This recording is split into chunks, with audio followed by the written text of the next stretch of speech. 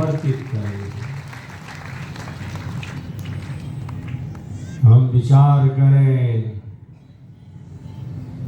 कितना अद्भुत दृश्य होगा जब लाखों साधक साधिकाएं, हजारों दंपत्ति सबके कल्याण की कामना करते हुए, सबको सुख मिले, सबको शांति मिले, दुखियों का दुख कम हो, दुखी को और दुखी नहीं बना सकते, दुखियों का दुख कम हो, पीड़ितों की पीड़ा कम हो,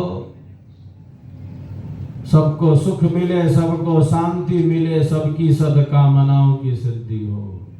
जब सबके कल्याण के कामना के साथ सबके कल्याण की कामना किए लाखों साधक साधिकाएं, हजारों दंपत्ति वैदिक मंत्रोच्चारण के साथ यज्ञ कुंड में यज्ञ भगवान को आहुतियों को समर्पित करेंगे, तब हम विचार करें कितना अद्भुत दृश्य होगा। तब तो ऐसा ही दृश्य होगा जैसा मानो धरती पर सतयुग ही प्रत्यक्ष हो गया हो, सतयुग ही प्रत्यक्ष हो रहा है।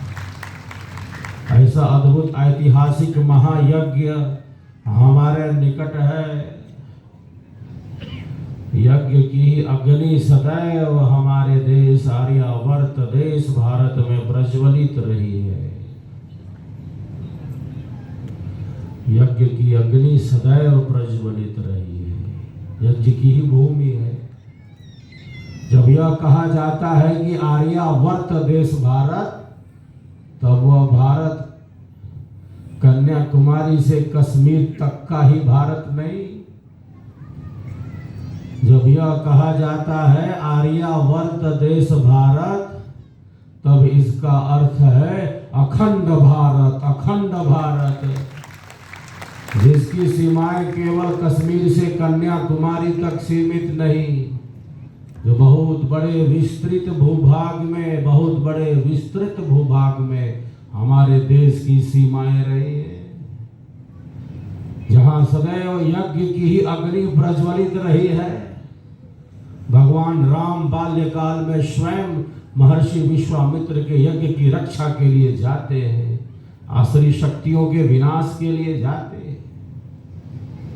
हमारी भारत भूमि यज्ञ की ही भूमि रही है, त्याग समर्पण सेवा भावना की ही भूमि रही है, जहां विविध प्रकार के यज्ञों का आयोजन होता रहा है। मंत्रों की ध्वनि ही गूंजती रही है। प्रातः सायं,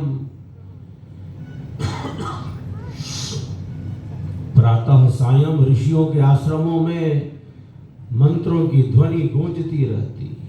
मंत्रों के उच्चारण से, शब्द लहरियों के माध्यम से सूक्ष्म तरंगे वातावरण में स्पंदित होती है। हमारे मन मस्तिष्क विचारों पर इन मंत्रों का सकारात्मक प्रकाश मिलता है।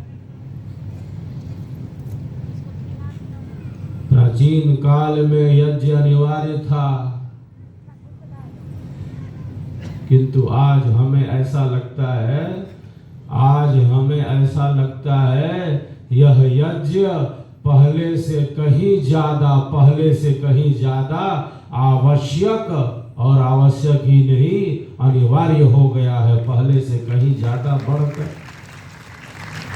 क्योंकि न केवल बाहर का प्रदूषण बिगड़ रहा है, बल्कि मनुष्य के मन में भी तो अंधेरा, नकारात्मकता बढ़ती